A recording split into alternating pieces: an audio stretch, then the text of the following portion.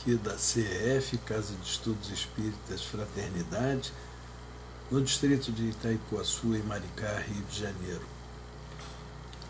E agora estou aqui junto a vocês para nós darmos continuidade ao estudo e finalizarmos o capítulo 10 da segunda parte do Livro dos Espíritos. E nós vamos envolver agora as questões de 571 a 584. De manhã nós tivemos a oportunidade de falarmos até 570. Começamos, por assim dizer, não só os espíritos elevados, não só a eles são confiados o cumprimento de missões. A importância das missões dos espíritos, ela está em íntima relação com a capacidade que eles têm. Então, assim como uma estafeta que leva um despacho para a tropa, cumpre também uma missão a ele. Embora esta missão jamais seja idêntica à de um general. Mas ele tem essa missão de atravessar todo o campo de batalha e levar a informação. Então, meus amigos, a missão atribuída a um espírito lhes é muitas das vezes confiada em decorrência do seu pedido. Eles pedem insistentemente para uma missão, clamam insistentemente para uma missão e alegram-se ao obtê-la. E olha, há muitos candidatos a uma mesma missão, mas nem todos ela pode ser confiada. E muitas das vezes essa missão ela é repartida entre aqueles a quem ela foi confiada. Existem missões que são grandes, muito grandes.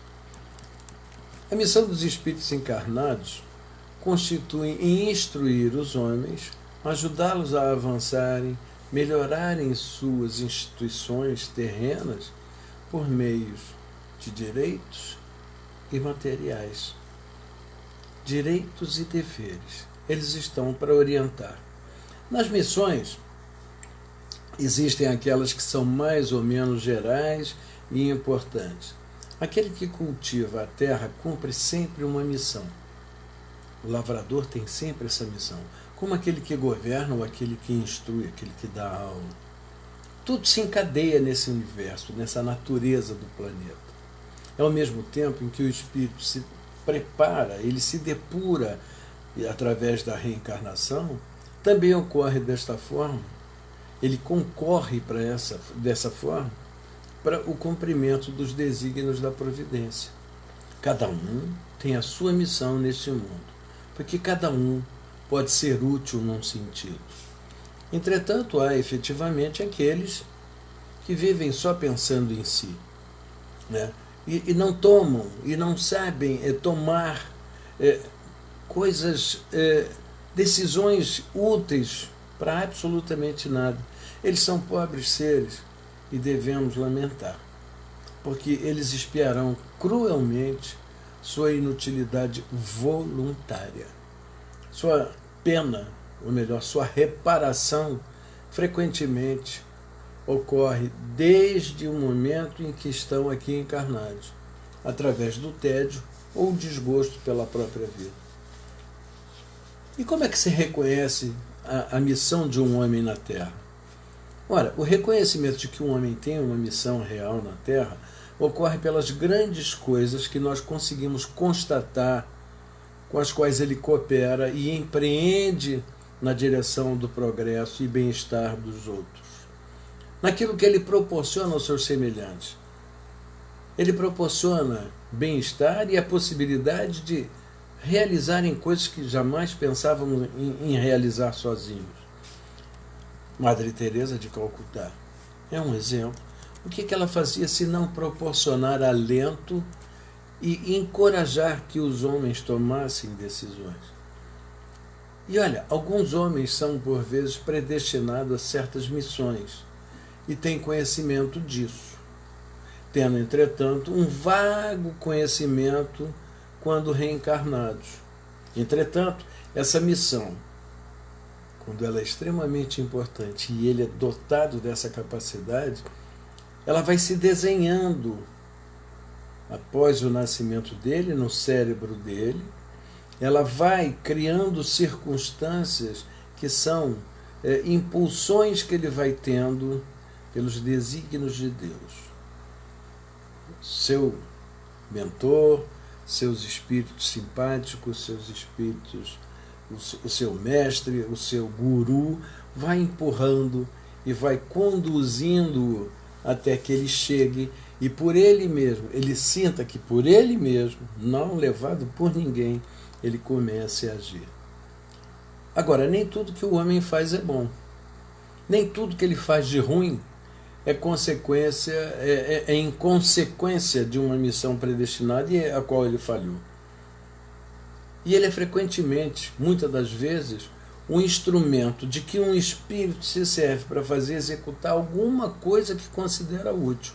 Então, muitas das vezes, eles estão fazendo coisas que eles não têm verdadeira dimensão daquilo que estão fazendo, mas são mandados a orientar para que sejam feitas. Ora, esse processo de influenciação não é obsessão. Obsessão é aquilo que te leva para o mal. Isso é influenciação positiva.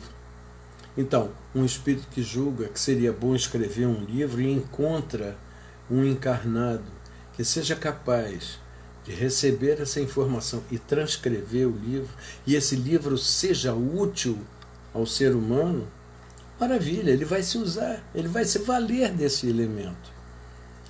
E esse livro, muitas das vezes, é um livro de psicologia, um livro de sociologia, um livro de medicina, um livro de engenharia, mas isso se presta à melhoria do homem. Então, ele vai encontrar no ser encarnado essa capacidade para eles se sintonizarem e ele passar essas informações, sempre visando a melhoria do outro. Agora, o espírito também pode falir na sua missão. Ele vai falir por sua culpa. Se ele não é um espírito superior, como nós temos a possibilidade de vir a falhar. Por quê? Nós nos deixamos levar pelas facilidades e pelo encantamento que o globo, que a vida aqui na Terra nos oferece. São várias as armadilhas e nós caímos nelas com certa regularidade. Sempre damos um vacilozinho, mas estamos sempre dispostos a nos perceber, mergulhar em nós mesmos, nos avaliarmos e refazer. Então, nós temos sempre essa possibilidade. Nós erramos, nós falhamos pelas influências que recebemos aqui no globo. Mas nós estamos sempre acompanhados.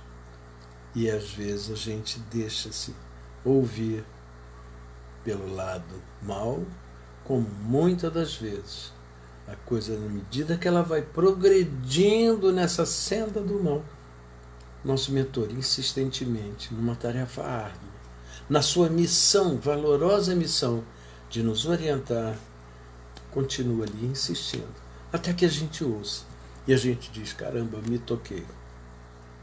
É isso. Agora, dentre várias missões que o homem comum tem, uma delas chama-se paternidade. E olha, Deus nos concede a possibilidade de recebermos um espírito para com ele nos afinarmos e orientarmos para que ele tenha a possibilidade, que ele tenha conhecimento, que ele tenha ajuda em seguir a sua trilha, em seguir o seu caminho de renovação. Agora, muitas das vezes a gente falha como pai. E a gente falha porque quer? Não, nem sempre a gente falha porque quer. A maioria das vezes não falhamos porque queremos. Mas existem aqueles que chegam e nos dão um toque.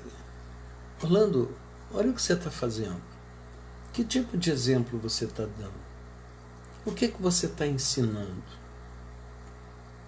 E a gente, de repente, acorda e está certo. Eu não deveria estar fazendo isso, eu não deveria estar dando esse exemplo. Mas, apesar de qualquer exemplo ruim que eu possa dar, apesar de qualquer orientação incorreta que eu passe para os meus filhos, e se ele, por ele mesmo, ele se eleva, ele colhe o mérito. Eu terei que, mais tarde, resgatar isso. De que forma? Talvez sendo filho dele. Talvez sendo pai dele novamente. Talvez sendo o esposo ou a esposa. O espírito não tem sexo. A gente reencarna ora como homem, ora como mulher. Né? Agora, um espírito também há, dentro dessas questões, a pergunta sobre o espírito conquistador. E esse espírito conquistador, ele só tem em vista, muitas das vezes, satisfazer uma ambição de atingir um alvo, e ele não recua. Mesmo que tenha, mesmo que seja diante de uma calamidade. E isso não é, na maioria das vezes, mais do que um instrumento. Eles não agem assim, de uma forma diferente do que mais de um instrumento, que Deus se serve para o cumprimento dos seus desígnios. Essas calamidades que nós vemos por aí, elas têm, na sua maioria das vezes, na sua maioria absoluta das vezes, o meio de, através da dor, fazer com que a sociedade avance mais rapidamente.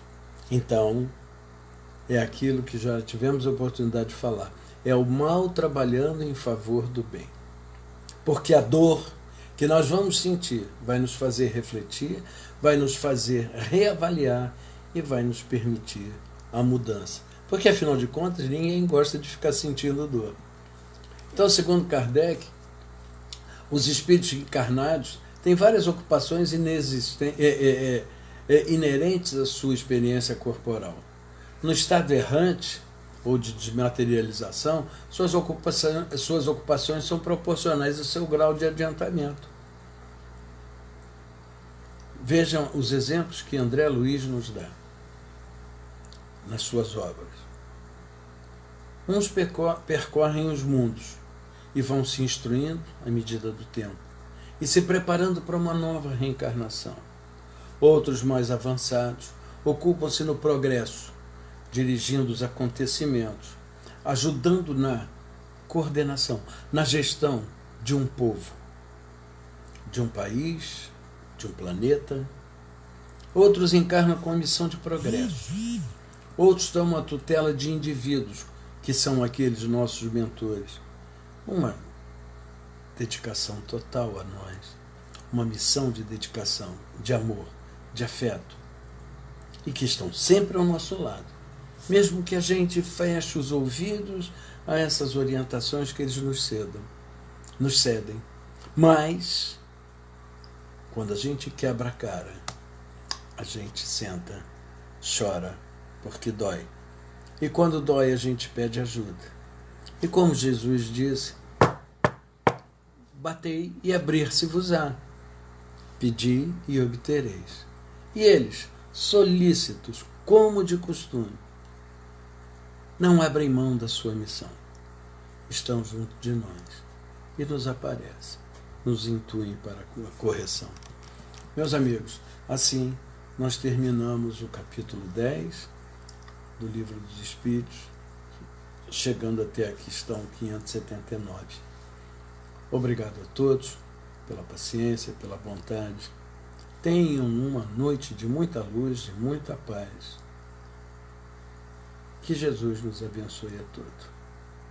Que possamos, através dessas bênçãos, que nos chegam por acréscimo de misericórdia, possamos refletir.